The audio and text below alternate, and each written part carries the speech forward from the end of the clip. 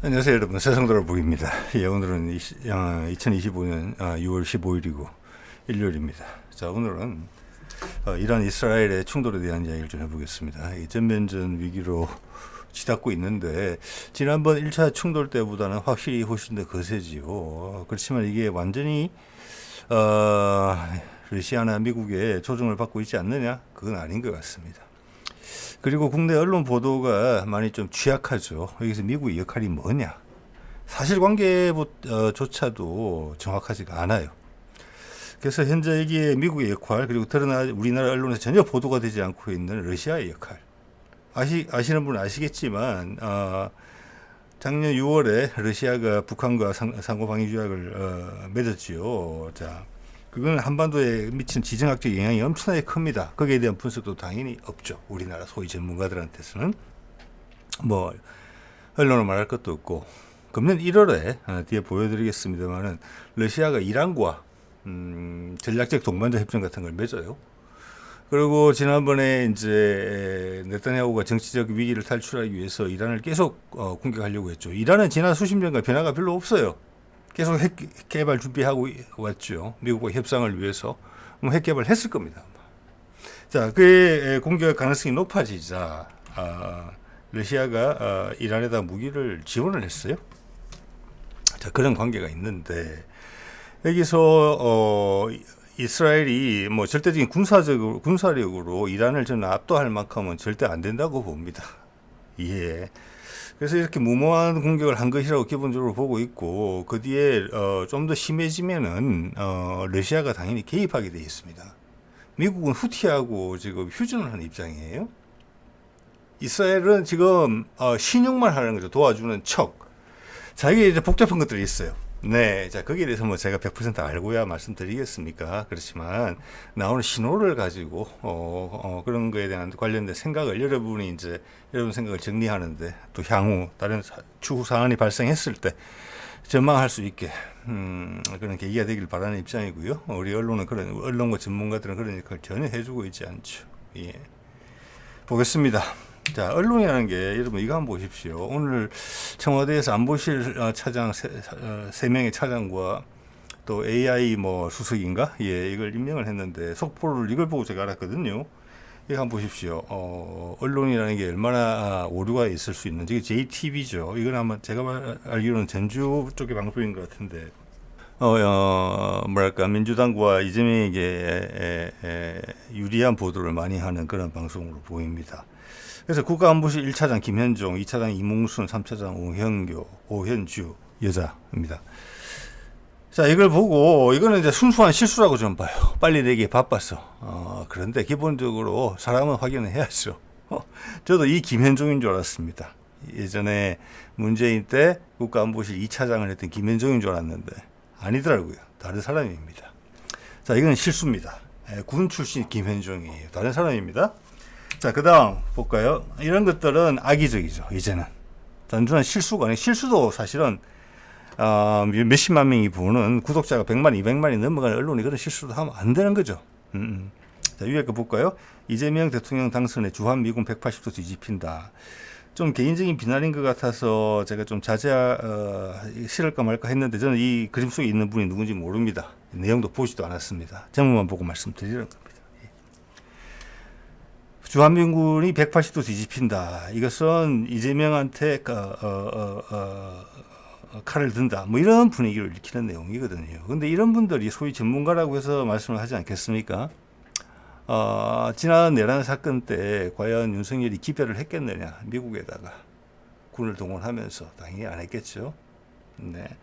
거기 나온 여러 가지 시나리오도 있고 외환 유치자라는 부분은 미국을 엄청나게 긴장하게 하는 부분입니다. 자, 한미 상호 방위 조약이라는 것이 남한이 북한하고 교전을 하면 들어오게 돼 있어요.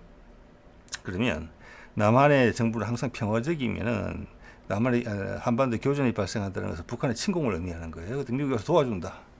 이게 99.9%가 그런 경우라고 생각하는데 이분이 안 그런 걸 처음으로 밝혀냈잖아요. 이거는 박근혜 때도 유사한 경우가 있었습니다. 그래서 제가 이제 세월호를 의심하는 것이고, 이재명이 세월호권을 다시 판다고 하기 때문에 이것은 국제적 관계랑 상관이 있다. 국제적 관계 변화를 의미한다. 이런 정보 정도는 공개가 되더라도 괜찮다.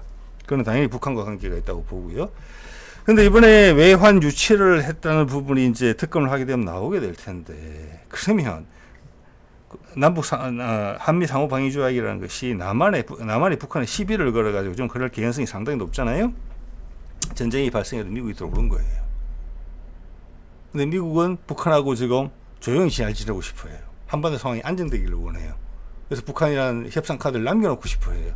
그래서 남한의 핵무장도 못하게 하는 거잖아요. 자, 일반 대중이라면 모를까, 소위 많은 사람한테 영향력을 미칠 수 있다는 증명서인 전문가라는 이름을 걸고 이런 말씀을 하면 안 될 것 같습니다.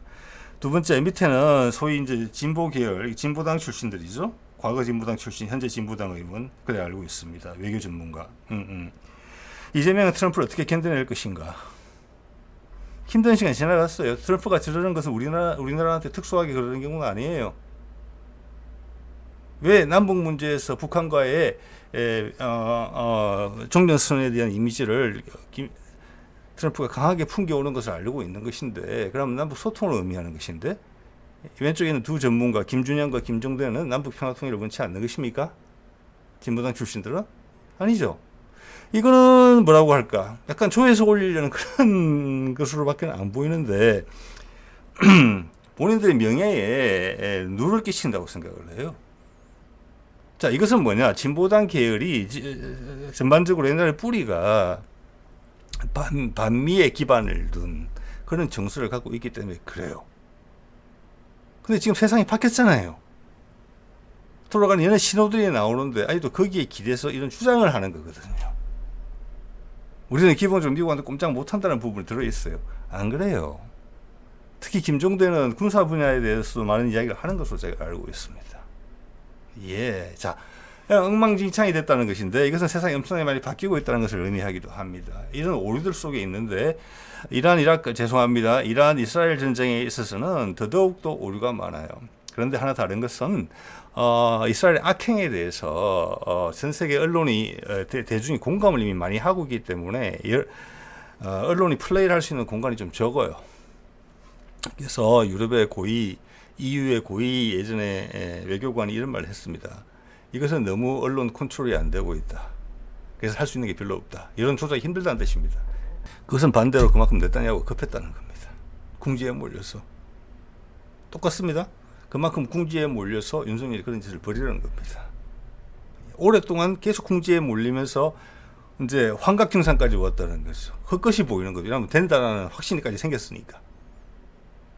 그래서 경우의 수를 다 곱해보면 결과 현실적으로 전혀 불가능한 일을 시도하는 것이다. 네타냐후도 그렇다. 네타냐후는 전 세계 유택의 자본을 지렛대로 삼아서 미국에 압박을 가했던 거다. 자, 얼마 전까지만 하더라도 여러분 기억하시는 분 있을지 모르겠습니다만은 프랑스하고 영국이 이스라엘에 대해서 강한 경고를 했어요. 공격하면 안 된다고. 이란 핵시설, 핵진행될 수 있다고. 미국도 반대했죠. 우리 언론의 보도는 뭐라고 나옵니까? 그런데 털어요. 자, 그리고 아까 말씀 EU 외교관이 이것은 너무 여론에 많이 노출돼 있다. 이스라엘 악행은. 그 말은 뭐냐? 다른 문제 같았으면 이것을 털 수 있었다는 이야기예요. 지금 우크라이나 전쟁처럼.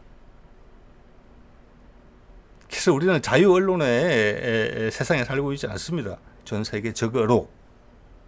그게 그 말을 인정하는 거예요. 그렇게 한번 돌려보세요, 여러분. 다른 것 같으면은 푸틴을 악마화하면 되는데, 심지어 우크라이나군이 이기고 있다고까지 이야기할 수 있는데, 최근에 그런 기사 봤습니다. 러시아군이 100만 명이 사망했다고, 전사했다고. 믿으십니까, 여러분? 저는 안 믿습니다. 당연히. 자, 그런 것들도 저는 한 개인으로서 그런 거의 모순에 대해서 지적을 하고 있지만, 굉장히 많이 늘어날 거라고 봅니다. 예. 그렇게 되면은 세상의 민주주의는 한 단계 더 올라갈 것입니다. 예. 그래서 그것은 어떻게 보면 또 다른 측면에서 패권 구도에서 지금 힘이 하나에 집중되어 있으니까 그런 거예요. 또는 두 개로 집중되어 있으니까. 그게 다극화 세상으로 간다면 국제사회에서 민주화가 많이 진행될 것이다.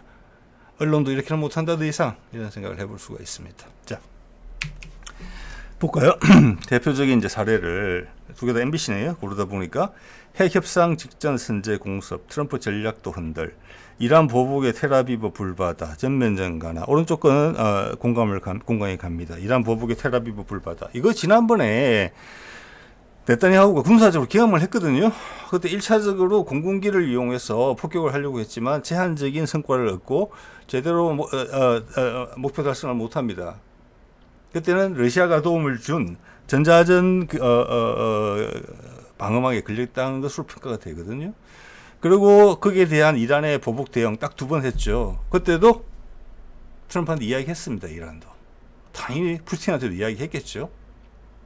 근데 그때 어떤 일이 생겼습니까? 드론하고 속도가 느린 순항 미사일을 미끼로 보내고 주요 지점, 예를 들어서 F-35 기지 같은 곳이나 사드 레이더 같은 것은 극초음속 미사일로 다 파괴했습니다. 그것은 그걸로 안 돼요. 아이언돔으로. 그래서 우리 한국형 아이언돔 개발 발표에 대해서 청와대에서 이야기할 때, 그때 문재인 때문에 이렇게 이야기했습니다. 우리나라 같은 환경은 아이언돔과 컨셉은 좋으나 아이언돔 같은 성능을 정도로 갖고는 불가능하다. 훨씬 더 북한의 탄도탄 능력은 이란의 잠재 적국이 가진 실력보다 훨씬 뛰어나기 때문에 우리의 아이언돔은 훨씬 더 뛰어나야 된다. 이런 이야기 한 적이 있어요. 그거 증명됐거든요. 그 말은 뭐냐? 네타냐후 이번에 똑같이 했다 하면 똑같이 맞을 각오를 했었다는 거예요. 왜? 그간 개선된 게 없으니까. 지금 미국 안 도와주는 거 분명하거든요. 미국이 도와준다, 미국 이스라엘 편에 있다라는 강조하는 기사가 계속 어떻게든 나와요. 근데 정보는 없어요. 근데 꼭지를 계속 달아요. 자, 그런데 이걸 했다? 공격을 했다? 예. 그래서 저는 이렇게 본다는 것입니다. 왼쪽에 보면은 핵 협상 직전 선제 공습. 이건 말이 안 된다고 봅니다. 핵 협상은 하고 있었어요. 뭐 외신에 보도가 되잖아요. 예멘에서 벌써 여러 차례 만났어요. 몇 달에 걸쳐서. 그게 가운데 삐끗했을 수는 있다고 봅니다. 저는 삐끗. 그래서 이것은 사실관계가 안 맞아요. 핵 협상 직전에 선제 공습을 했다. 트럼프 살인 걸어놓고 선제 공습? 미국이 했다? 트럼프 전략도 흔들? 이건 아니에요. 전략이 흔들린 건 맞죠. 이란과 협상을 계속 해야 돼요. 관계가 소원해지니까 구석에 몰린 네타냐후가 밀어붙였을 따름이에요. 왜? 홍해에서 미군이 빠져나갔잖아요.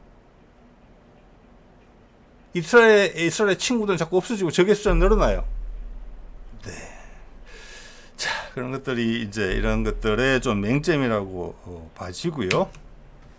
또 볼까요? 위에 이란, 미국과 대화 무의미, 협상하자며 공습 승인. 자, 공습을 승인했다? 저는 승인이라고 보지 않습니다. 통보라고 생각하죠. 통보.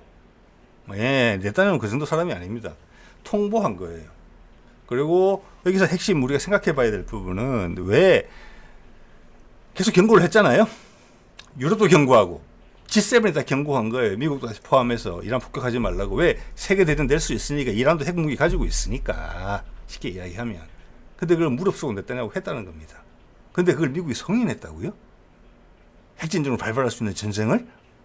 이거 엄청나게 위험한 오류입니다. 이런 주장을 하는 것은. 대표적인 방송국 중에 하나가. 예. 공수 승인한 거 아닙니다. 즉, 이것은 앞뒤 얼개를 다 맞춰보면은 미국이 이란과 협상이 잘 진척이 안 됐고 비공간이 생겼다. 계속 구석으로 몰리던 네타냐후가 공격을 했다.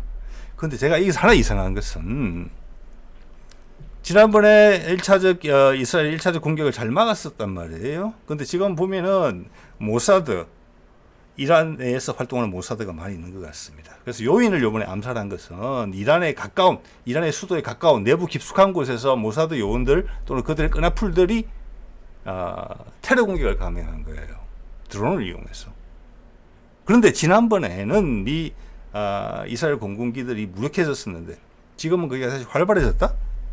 그리고 핵기지도 공격해서 파괴를 시켰다? 그럼 대형 폭탄이 떨어져야 돼요. 지하를 관통해서 콘크리트를 관통할 수 있는 포탄이 필요해요. 정말 핵 재처리 시설이 피해를 봤다면 그 정도면 비행기가 떠야 돼요. 그런데 지난번에는 이스라엘기의 공격들을 잘 방어해놓고 지금은 왜 그랬을까? 이렇게 되면 좀 생각이 좀 복잡해져요, 저는 사실. 맞은 것 같은 그런 느낌이 살짝 들거든요, 지금. 맞은 것 같은. 고의로, 일부러. 창을 열어준 느낌이 든다는 거예요, 제 이야기는. 그래서 트럼프가 이스라엘 친구가 아니고 적이다. 트럼프가 힘든 것은 지금 트럼프가 국내에서 어떤 노력을 하고 있습니까? LA에서 뭐 폭동식에 진압하는 거 있죠. 불법 이민자. 그리고 오늘 뭐 국군의 날 행사처럼 몇십 년만 했죠. 오늘. 근데 그것을 하는 이유는 트럼프의 지지 기반을 다지기 위해서 그렇게 하는 거거든요. 그러면 이스라엘과 관련해서 트럼프의 지지 기반을 흔들 수 있는 것은 유태계 자본이라고 생각을 합니다. 그래서 네타냐후를 쳐내지 못해요. 그걸 되게 현실주의자예요. 그러면 이스라엘을 되게 속아내야 되겠다고 생각할 수 있는 부분이 있다는 겁니다. 이건 완전히 가설입니다. 여러분 한번 생각해 보세요. 지금의 밝혀진 사실들을 설명해낼 수 있어요. 추후 진행 상황을 보면은 다시 추가 설명이 안 될 수는 있습니다만. 자, 남북한에 미군이 쫙 빠져나가서 에치슨 라인을 꺼가지고 6.25가 북한의 남침에 의해서 발생이 됐다는 걸 아실 겁니다. 우리한테 무기를 주지 않았고 미군 한 명 남기지 않고 미국 외교관 하나 남기지 않고 다 빠졌어요? 그 의미는 뭐냐? 그래서 남북 전쟁의 발발에 대해서 유인설이 지금 상당히 유효하게 지금 봐지거든요. 꼬셨다는 겁니다. 김일성한테 내려오라고. 요번에도 그런 냄새가 저는 살짝 있다고 보는 거예요. 그렇기 때문에 처음에 맞았다라고 생각합니다. 예. 자, 왜? 그것은 유태인 자본 때문에 이스라엘을 징치할 수 있는 나라가 이스라엘이 없기 때문에 그렇습니다. 그래서 미국 내 지지 기반을 단단히 하면서 미국도 어쩔 수 없다는 명분을 주는 그런 부분이 좀 있을 수도 있다는 가정을 제가 말씀드리는 거예요. 이 밑에 나오죠. 미군 이스라엘 방어 지원, 지상 해상 전력 동원. 이것도 좀 거짓말입니다. 내용을 보면은. 그래서 미국한테 불똥이 튈까봐 보낸 거예요. 이거 어떻게 보면 함정 그쪽으로 이동시킨 거예요. 지난번처럼 진짜 도와주려고 마음을 먹었다면 바이든 때처럼 이스라엘로 날라오는 미사일을 가운데서 잘라줘야 돼요. 지금 그런 이야기는 절대 안 나오거든요. 그래서 이거는 뭐냐? 우리 윤석열이 내란을 일으켰을 때 우리 주한 미군들이 완전히 긴장 출동 대기 상태에 들어갔다는 이야기가 있지 않습니까? 충분히 그럴만 하죠. 북한과의 전쟁을 일어날 수도 있으니까. 그런 정도의 비상 대기 상태라고 보시면 돼요. 근데 우리는 이렇게 이야기하고 싶은 거예요. 미국과 이스라엘이 한편이라고. 소위 말하는 우리 정광훈의 개신교 교회에 다니는 사람들이 이런 것을 선호하는 부분이 있다는 겁니다. 계속 그는 거예요. 네. 자, 그와 동시에 이거는 정말 한 30분 전에 본 뉴스입니다. 이란 외무부 장관의 새로운 제안, 이스라엘이 공격을 멈추면 이란도 멈추겠다. 자, 이건 뭐냐? 이렇게 보다가 알 수 있어요. 이란 대중이 보기에 또 세계 대중이 보기에 이스라엘이 공격한 것 정도는 안갚음을 해줬다. 거의 비슷하다 얼추. 이 정도로 이스라엘에 타격을 줬다라는 것을 이해할 수 있어요. 근데 이게 네타냐후가 받아들이겠느냐? 저는 안 받아들일 가능성도 있다고 봅니다. 이까지 칼을 뽑아놨는데, 네. 자, 그리고 밑에 나오죠. 이거는 크게 보도는 안 된 것 같은데, 이런 속보가 있었습니다. 이스라엘 전투기 10대 격추됐다. 이런 보도가 계속 나왔거든요. 방공망을 완전히 괴멸시켰다. 이스라엘 항공기들이 막 맘대로 날아다닌다, 여기저기. 그런 자극적인 보도들이 쏟아졌어요. 바로 그 다음날 나온 거예요, 이게. 10대 격추됐다고. F-35 포함해서. 사실 가능성 높다고 봅니다, 저는. 왜? S-400 미사일 러시아가 지원해 줬거든요. 그리고 전자전 장비 다 지원해 줬거든요. 그때 안 썼다가 오늘 썼다 이렇게 볼 수도 있는 거예요. 첫날은 맞았다. 그래서 제가 그런 식으로 갓을 세워보기도 하는 거예요. 그래서 제 말씀은 일방적으로 항공기들이 날아다니면서 마음대로 막 가자처럼 헤즈볼라처럼 폭격을 할 수 있는 전력이 아니라는 거예요. 이란군은 훨씬 뛰어나요. 여기도 한 10년, 20년간 전쟁 준비만 한 나라예요. 예. 그래서 저는 절대 지금 가운데 여러 나라가 끼어 있어가지고 전면전을 한다는 게 두 나라가 무슨 의미인지는 잘 모르겠어요, 사실은. 다른 나라에 뭐 탱크들이 가고 이러려면 막 가로질러 가야 되니까. 그래서 여기서 이렇게 봤을 때 이란 외무장관의 새로운 제안이라는 것은 저 되게 예리한 사람으로 보이거든요. 이란 외무장관. 이거는 어떻게 보면은 우리는 평화를 원한다. 그리고 되받아칠 만큼 능력도 있다. 그리고 밑에 이스라엘 전투기 열대. 지난번에 보셨죠? 이란하고 인도하고 파키스탄 해서 라팔 세대 격추되니까 분위기가 어떻게 변하는지 F-35 포함돼도 이야기했습니다. 이거는 그래서 사실 가능성이 많아요. 네, 너 한번 유혹했는데 딸려 들어오는군. 우리가 충분히 보복했고 이스라엘 레이더 몸으로 느끼고 있겠지. 그렇지만 전 세계에 들어봐라. 우리는 평화를 원한다. 우리가 미리 선제적 공격을 크게 받았지만, 그리고 우리가 이스라엘을 무서워하지 않는다는 것, 이스라엘 한 행태 이상의 보복을 해줄 수 있다는 능력을 가졌다는 것도 보여줬다. 그렇지만 그만 멈추고 싶다. 이거는 완전히 지금 네타냐후가 구석에 몰리는 포지션이거든요. 이란이 지금 수를 잘 둔 거예요. 자, 그렇게 되면은 푸틴과 트럼프가 어떤 행동을 하느냐에 따라서 네타냐후를 되게 구석으로 몰 수도 있어요. 아마 트럼프가 제 가설에 기초해서 말씀을 드리면 트럼프는 네타냐후가 더더욱 수렁에 빠지기를 바랄 거예요. 세계 이론이 극도로 악화될 수 있게. 자, 그래서 이 카드를 네타냐후가 안 받을 수도 있어요. 당연히. 여기 받으면 네타냐후 훨씬 손해거든요. 그럼 내부에서 몰락이에요. 자기 마누라와 같이. 자, 이 정도 선에서 말씀을 좀 드리고요. 이런 것들이 이제 우리나라에서는 종합주의 이야기를 안 하니까. 자, 그리고 이걸 여러분 바로 반드시 유념하셔야 돼요. 앞서 말씀드린 부분이지 않습니까? 금년 1월 17일에 이란과 러시아가 전략적 동반자 협정을 체결을 합니다. 그리고 무기 지원해요. 4.5세대 최신 전투기 수호이 37인가? 예, 그걸로 기억이 됩니다만 24대 정도 돌려서 파는 걸로 돼 있어요. S400 러시아의 그 대형 수송기로 수송했습니다. 전자정 장비 들어갔습니다. 러시아군이 거기 갔었습니다. 쇼이구가 다 하는 일이에요. 러시아군이 거기 가서 교육시켰습니다. 러시아군 자체가 머무른다는 이야기도 있었습니다. 그 장비를 운용하기 위해서. 어떤 의미인지 아시겠죠? 그걸 알고 네타냐후가 그걸 알면서도 공격했다? 근데 거기에 대해서 러시아가 노발대발 하지 않았다? 이것은 뭐냐? 네타냐후가 폭발했다는 겁니다. 그래서 트럼프가 야, 쟤 완전히 제정신 아니야. 이 정도 선이라는 거예요. 또는 아까 말씀드린 좀 복잡한 생각들이 있을 수 있다. 이것을 막을 수 없는 도발이라고 생각을 했다면 최대한 이용하자. 이런 생각을 이란과 러시아가 했을 수 있다는 겁니다. 트럼프는 아니야. 그렇지만 겉으로 일단 벌어진 상황에서는 유택의 자본을 의식해서 이스라엘 비난하지 않죠. 지금 영국과 프랑스도 공격하지 말라 경고를 했지만 공격하고 나서 비난하지는 않아요. 예, 이런 묘한 그림 속에 있다는 겁니다. 여기서 제가 느끼는 것은 전 세계 서방권을 지배하는 유택의 자본의 힘을 그냥 느낀다고 저는 그렇게 생각을 합니다. 푸틴 누구를 아는 거죠. 자, 그러면 명분 싸움으로 첫 공격을 맞았다 이렇게 볼 수도 있는 거예요. 왜? 지금 이란이 한두 번 맞는 게 아니잖아요. 고위직을. 심지어 지난번에 대통령이죠.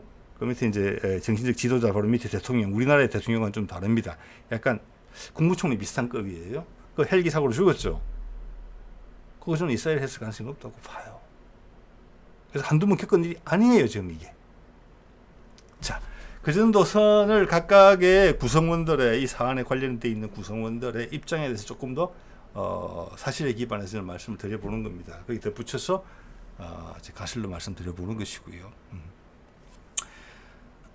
그래서 이란과 러시아한테 가까운 관계고 또 이란은 아프가니스탄 옆에 붙어 있고 중동과 아시아 그리고 인도 그리고 향후 유럽을 연결할 수 있는 중요한 길목에 있어요. 또 러시아는 이란에서 북쪽으로 올라가면 코카사스 산맥입니다. 아제르바이잔, 조지아 있는데 자, 향후 미국과 러시아가 생각하는 세계 경제를 숨통을 아니면 단계를 한 단계 올릴 수 있는 즉 유럽 또는 중앙아시아에서 아프리카로 연결되는 거, 인도로 연결되는 거, 중동으로 연결되는 거, 그 라인은 지금 아무것도 없는 거거든요. 정치적인 갈등만 있는 것이고 거기 이스라엘이 계속 해작질을 하고 있는 거죠. 알박기 하는 것처럼.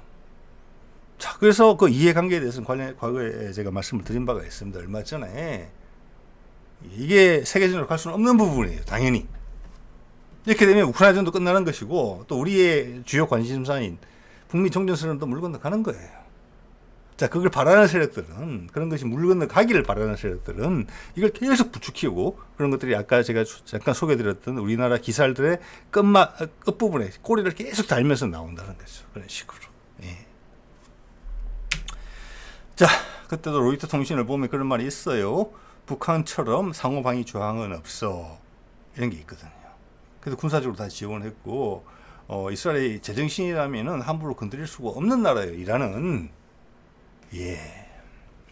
자, 이런 상황에서 러시아와 상호 방위 조약까지 맺은 북한을 우리가 집적거려 가지고 국지전을 도발하려고 했다. 무모하죠. 네. 자, 볼까요? 타스 통신을 오래간만에 봅니다. 이것을 전혀 보도 안 해준다는 것은 너무나 신기합니다. 트럼프가 분명히 이야기합니다. 최근에 이란에 대한 이스라엘의 공격은 미국하고는 전혀 상관없다. 이렇게 이야기했어요. 예. 그런데 이 과정에서, 이 문제를 해결하는 과정에서 예를 들어 후티처럼, 후티도 가자의 팔레스타인의 공격에 대해서, 이스라엘의 공격에 대해서 후티는 미국을 공격했잖아요. 지지한다는 입장을 가지고 있으니까 미국이, 자, 그런 거 유사한 사례처럼 이란이 미국을 공격하게 되면 그때는 완전히 보복할 것이다. 최선을 다해서 이렇게 경고한 정도예요. 이해되죠? 그런 입장은. 지금 우리는 거기 전혀 관련 없다고 끄는 거예요. 그럼 내 주장이냐? 트럼프만의 주장이냐? 거짓말이냐? 아니에요. 그럼 볼게요. 여기 보면 가운데 부분이 이렇게 되어 있어요. 뭐 공격 안 했다는 내용이고 가운데 문장 세 줄이 있어. 오늘 밤에 있었던 이란의 공격에 대한 우리는 전혀 무관을 하고 미국은 또 이렇게 이야기하겠어요. 이란과 이스라엘을 화해시킬 수 있다. 지금 한국에서 보도를 보면은 아까 희한한 오류들이 있는 거 보셨죠? 핵 협상, 즉 미국이 협상을 압박하기 위해서, 이란과의 협상을 압박하기 위해서, 미국이 유리한 조건으로 핵 협상을 해내기 위해서 이스라엘을 지원했다, 이번 공격에. 이렇게 해석하는 사람들이 있거든요. 보도의 분위기를 봤을 때. 그래서 기본적으로는 이스라엘과 미국은 한편이다, 이런 뜻인데, 이 내용을 보세요. 그게 아니죠. 이스라엘 공격을 이용해서 협상에서 유리한 포지션을 차지하겠다, 이란에 대해서 미국이. 그런 의도가 아닌 미국이 분명히 되어 있잖아요. 제가 빨간 거 끈 거 보이시죠? 이스라엘과 이란 사이에 쉽게 협정을 이끌어낼 수 있다. 즉 이것은 뭐냐? 그래서 제가 제 가설을 말씀드리는 겁니다. 한번 낚은 다음에 네타냐후와 이스라엘의 현재 상황을 민낯을 드러내게 하고, 네타냐후와 이스라엘 국민들이, 왜 이스라엘 국민들은 네타냐후 싫어하니까? 전쟁 때문에 이스라엘의 네타냐후의 권력 유지를 따름이니까. 그래서 보게 해주겠다. 자, 그 가설에 기반해서 생각하면은 이란은 충분히 그런 힘을 보여줄 수 있는 능력이 있다. 근데 러시아의 무기 체계는 처음에 동원되지 않고 맞았다. 그러면서 아까 더 이상 공격 안 하면 우리도 공격 안 할게. 제가 말씀드렸죠. 이 상황에서 이란이 치고 나온 거예요. 외교적으로 선수를 뒀어요. 네타냐후 구석에 몰립니다. 이겁니다, 분명히. 지금 이 상황에 대해서 미국은 이란과 핵 협상 이야기를 하고 있지 않아요. 이걸 계기로 이란과 이스라엘이 서로 평화협정 맺어라. 트럼프 일기에서 사우디와 이스라엘을 화해시키려고 했던 것처럼. 이게 한번 100% 장담은 못하지만, 그래 네타냐후를 구속으로 모는 거예요. 네타냐후가 정치적으로 이스라엘 내부에서 발라질 수가 있어요. 정치적 경쟁자들에 의해서, 또는 이스라엘 국민들에 의해서. 자, 이렇게 해놓을게요. 자, 이거 한번 보실까요? 트럼프가 이란에 관련된 사항에 대해서 푸틴하고 구체적인 부분에 대해서 이야기를 했다. 그래서 지금 좀 이따 내용 소개해 드릴 건데 일주일에 한 번 정도 통화하는 것 같습니다. 예. 그래서 여기 보면은 주로 이란 상황에 대해서 이야기를 많이 했다. 그래서 러시아와의 현안인, 일반적으로 현안이었던 주요 현안이었던 우크라이나전 관련 문제는 거의 이야기하지를 못했다. 그런데 서로 사망자 시신을 교환하고 한다는 정도 이야기 정도는 했다. 이렇게 나와 있어요. 자, 이게 문제는 이제 여러분들도 확신을 가지시리라고 봅니다. 이 정도까지 이야기를 듣고 나면은 이것을 왜 우리가 이야기 안 하는지 모르겠어요. 우리 언론에서 가장 큰 이해 당사자인 우크라이나 전쟁에 있어서 이해 당사자고 협상의 파트너, 협상의 지금 상대방인 미국과 러시아가 이란에 관련해서도 이렇게 이야기를 하고 있는 거예요. 우리는 언론에 보도를 안 하죠. 그 의도는 무언가요? 예. 미국과 러시아가 협상을 해서는 안 된다는 겁니다. 그것을 용인할 수 없다는 겁니다. 언론의 태도가 아니죠. 야바이꾼이죠. 이것을 똑같이 한반도 상황에 옮겨보세요. 자, 이제는 장소가 북한이 되고 협상자는 똑같이 러시아와 미국이 되는 겁니다. 그렇게 상황이 전개되는 게 싫은 겁니다. 우리 언론들은 심지어 MBC까지 포함해서 다. 예. 그리고 소위 진보 지식이라는 사람들도 이때까지 자기가 평생 살아왔던 세상이 바뀐 줄은 모르고 그 틀 속에서 그렇게 또 이야기하고 있는 거예요. 자, 그래서 푸틴과 트럼프는 이 이스라엘의 공격에 대해서 서로 다 이야기가 돼 있었고 어떻게 대응하자는 부분에 대해서 이야기가 있었다. 그리고 이란은 거기에 적절하게 대응을 하고 있는 것이다. 힘으로서 확 누를 수 있다는 걸 분명히 언론에 보도된 거 훨씬 이상으로 여기서는 지금 우리가 마음만 먹으면 너희 F-35 포함해서 10대 이상 격추시킬 수 있어. 왜? 스텔스기 잡는 레이더도 보냈으니까. 그것 때문에 증명됐다고 봅니다. 러시아와 중국이 보유하고 있다는 스텔스기 잡는 레이더 기술 우리도 보유했죠. 여러 해 전에. 네. 그래서 그걸 보여줬기 때문에 실제 지금 우리가 알고 있는 정보보다는 아마 이스라엘이 느끼고 있는 부담감은 훨씬 클 거라고 봅니다. 우리의 공격이 언제든지 무력화될 수 있겠구나. 그리고 이번에 이란의 공격 여러 가지 화면 보셨겠습니다. 보면 여러 가지 유형이 있어요. 속도가 느린 애들이 있고 그래서 아이언돔에 많이 격추가 당해요. 그렇지만 핵심 시설에 때릴 때는 빠르게 내려오는 애들이 있습니다. 극초음속이에요. 그 구분이 분명히 되거든요. 아이언돔은 그게 상대가 안 냅니다. 그걸 못 잡아요. 요격이 안 돼요. 그 말은 우리가 때리고 싶은 목표가 있고 의지만 있다면은 확실히 때릴 수 있다는 걸 충분히 보여줬다고 봅니다. 예. 자, 이런 상황이고요. 자, 이 좀 전에 소개드린 내용에 나왔던 서로 이제 전사자 시신을 주고받았다는 내용이 있어. 여기 보면 러시아가 또 요거 이제 지금 진행 중인 일이고, 자, 요 해당 일에 1,200구의 시신을 우크라이나로 보냈다. 또 우크라이나에서도 좀 보냈겠죠. 자, 이런 것들이 진행이 되고 있다. 자, 이것들은 뭐냐? 이 사안들과 이란의 사안들이 큰 맥락에서 트럼프와 푸틴이 조율하고 있다. 이렇게 보시면 돼요. 그들의 양자의 이해관계에 부합되는 쪽으로 여기에 중국이 관여하지 못한다는 게 상당히 인상적이라고 보셔야 돼요. 자, 제 수준에서 알 수 있는 것, 짐작해 볼 수 있는 이들의 공통적인 이해관계는 미국과 러시아가 생각하는 이들 지역에 대해서 어떤 기여를 함으로써 얻어내는 지배를 하는 게 아니라 과거 패권 시대에 자연스럽게 발생시키는 러시아와 미국판 1대1로 사업인 거죠. 그래서 아프가니스탄, 이란 이런 곳은 엄청나고 지정학적으로 중요한 곳입니다. 그리고 이스라엘이 지금 또아리를 틀고 있는 그 가자도 상당히 중요해요. 이스라엘은 러시아와 미국의 미래, 세계 경제의 미래를 위해서 이스라엘은 지금 같은 태도를 버리거나 네타냐후를 쫓아내야 돼요. 왜? 아프리카로 가는 길목을 딱 막아서고 있으니까. 예. 그런 거랑 보셔야 되고, 똑같은 그림을 아까도 말씀드린 것처럼 한반도에 적용시켜서도 똑같은 구도가 나와요. 그들이 이재명이 말했던 북극 항로 이겁니다. 기후에너지부 나왔죠? 자, 기후에너지는 불을 새로 만드는 거고, 요번에 AI는 수석 비서관이 생겼어요. 이게 의미하는 바가 뭡니까? 이름을 어떻게 해석하십니까? 저는 이렇게 해석합니다. 기후에너지부는 불을 행정부예요. 거기는 만들 게 있어야 돼요. 이것은 곧된다는 뜻이에요. 수소에너지 기반으로. 그래서 불을 만드는 거예요. AI는 이제 투자를 해야 된다. 한 5년 있으면 AI 부가 만들어질지도 모르죠. 그래서 순서가 그런 겁니다, 여러분. 그것은 지난 문재인 정부 때 준비가 많이 됐다. 수소법을 만들므로써 이재명이 미래를 위한 먹거리로는 AI다. 대신 이재명이 수소에너지에 관련된 부분은 이제 수확해야 될 때다. 이겁니다. 그 그림에 나와 있잖아요. 그렇게. 예, 예, 예. 그게 이들 지금 푸틴과 트럼프의 그거에 다 들어있다는 것이죠.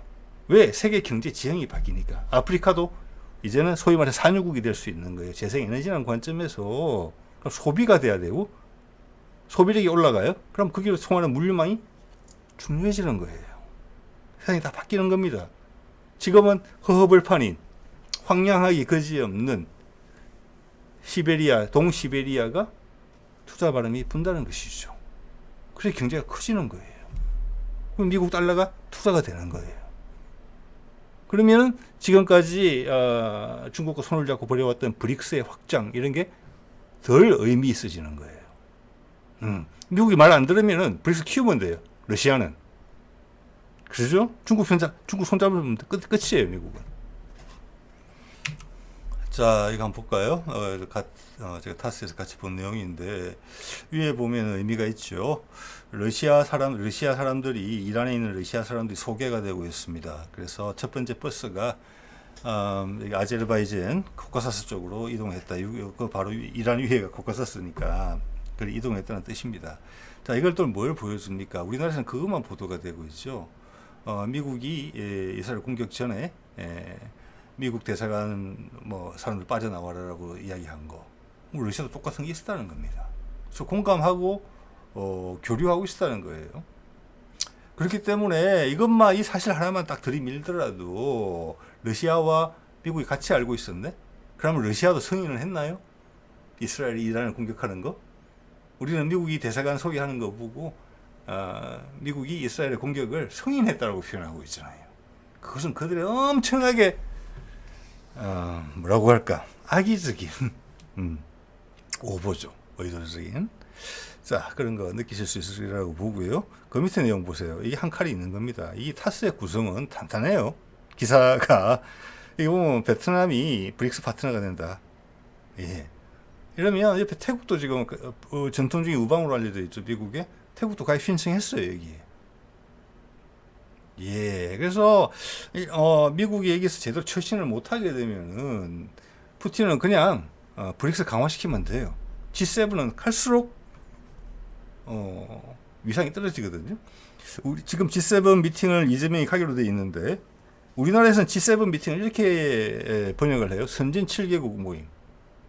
그거 이제 좀 어색할 수가 있습니다. 그냥 제가 보기로는 공식적인 명칭은 그룹 오브 세븐 컨트리 이런 것 같아요. 7개국 그냥 협의체예요. 네. 그런 거에서도 우리의 입장이 드러나는 겁니다. 거기에 들어가는 것은 명예롭다는 세계 인정을 받았다는 등 이런 거 이야기할 시절도 이미 지났어요. 예. 자, 이런 것이 이제 미국의 어떤 치명적인 부분이다. 즉 러시아는 중국과의 유대 관계를 강화시키고 인도는 어차피 선택하라 그러면 러시아밖에 선택할 수가 없을 거예요. 미국 선택 안 할 거예요. 네. 그런 것이 압박이다. 자, 그래서 두 사람이 트럼프와 푸틴이 일주일에 한 번씩 1시간 이상씩 계속 통화를 한다는 게 상당히 중요하다, 지금. 이런 이야기를 드리고 싶은 겁니다. 그리고 지금 이 부분이 있죠. 나토 정상회의 네덜란드에서 하는 거 가느냐 마느냐 G7 이후에 고심 중. 자, 이 고심의 내용에 대해서도 이제 여러분 다 같이 참 짐작해 보면 좋을 것 같아요. 저는 일단 가지 않을 가능성이 높다고 봤습니다. 그 이유는 말씀드린 것처럼 미국이 나토에 어떻게 보면 붕괴를 어떻게 유발시키고 있고 그런 트럼프의 입장에 대해서 저항하기 위해서 나토는 힘을 키우려고 해야 돼요. 멤버를 끌어들이려고 하고 글로벌한 조직으로 만들려고 해요. 러시아가 아니면은 중국까지 적으로 삼는 글로벌 나토를 만들겠다. 이런 식으로 이야기를 하는 거예요, 사실은. 그러면 거기 일본이 강력히 거기에 동의를 하고 있거든요. 예. 자, 이것이 지금 이재명이 아니고 윤석열이 대통령이었다면 아마 낼름 갔을 거라고 생각을 합니다. 예. 그래서 미국의 뜻에 반하는 것이고 러시아의 뜻에 반하는 거예요.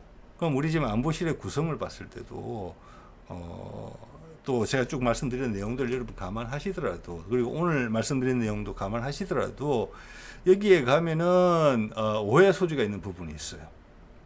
그런데 가겠다는 입장은 또 뭐냐 이렇게 생각해 볼 수 있어요. 이미 이재명이 지금 이 판을 지금 러시아와 미국과의 판을 새로 짜는 게 아니고 이미 충분한 교류를 통해서 양쪽 입장은 다 알고 있어요. 서로 간에. 그래서 헷갈릴 건 없다. 우리 입장이 달라질 건 없다. 대신에 나토에 감으로써 우리가 얻는 이득이 뭐냐? 되게 간절할 거거든요. 우리가 거기에 대해서 되게 관심을 표명하는 것에 대해서 나토에서. 그리고 어제도 말씀을 드렸지만 그 체코나 폴란드 같은 데는 우리 현지 산업 기지로서의 서로 주고받을 게 많은 곳들이에요. 동유럽이. 그래서 거기에 어떤 존재감을 부각시킨다는 거, 그런 덕이 되는 부분도 많이 있어요. 그래서 러시아와 미국이 거기에 대해서 오해하지 않는 부분만 명확하다면 그럴 가능성도 충분히 높다고 봅니다만.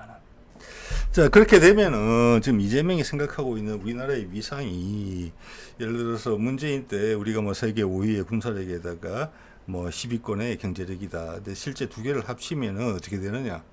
상당히 수준이 높습니다. 근데 지금은 그거보다 한 단계 더 올라가야 되거든요. 제가 가끔 말씀드렸죠. 이게 지금의 분위기와 행보를 봤을 때는 전 세계가 우리한테 기회를 주고 있는 거예요. 이제 우리 일은 우리가 결정해야 돼요. 미국한테 기대는 것도 아니고 러시아에 기대는 것도 아니고. 그럼 세상이 따라오지 않아요. 우리 힘으로, 문화적 역량으로, 정치적 역량으로, 군사적 역량으로, 경제적 역량으로, 그리고 미래에 대한 가능성으로 이제 우리가 영향력을 행사해야 되는 그런 시점에 도달하는 게 분명하거든요. 자, 그러면 나토 같은 데 가서도 자질구레한 뒤틀기식이랄까 뭐 이런 부분들은 통하지 않는다. 우리가 강력한 힘으로 밀어낼 수 있다. 그런 자신감을 행사할 수도 있는데, 그런 기회로는 괜찮은데 저는 그 정도 생각을 한다고 봅니다. 예, 간다고 한다면. 그리고 요번에 저기 국가안보실 3차장 아까 여성 한 명, 그거는 그 사람은 지금 보니까 교황청 대사였어요. 윤석열 때 임명한. 자, 그 사람이 교황청 대사가 안보실 3차장으로 왔다. 국가안보실. 그게 뭘 의미하는 겁니까, 여러분? 문재인 때 생각해 보셔야 돼요. 지금 죽은 교황 만나러 갔죠. 부르면 언제든지 가겠다 했죠. 한반도. 너희들은 원래 한민족이지 않느냐라면서. 자, 그 그림이 이번에 실현될 가능성이 높다는 겁니다. 그렇지 않으면은 그 교황청 대사가 안보실 3차장으로 오기는 힘들다고 보는 거죠. 예. 자, 그런 과정에서 우리는 상당히 나토를 간다면 이재명이 기존 나토의 어떤 기대감하고 일본의 기대감과는 전혀 다르게 상당히 강한 것을 많이 제안하고 요구할 가능성이 높아요. 박수치게 만들 준비를 해야 되는 거예요. 교황청 이야기 말씀드린 것처럼. 자, 오늘 이 정도 말씀드리도록 하겠습니다. 네.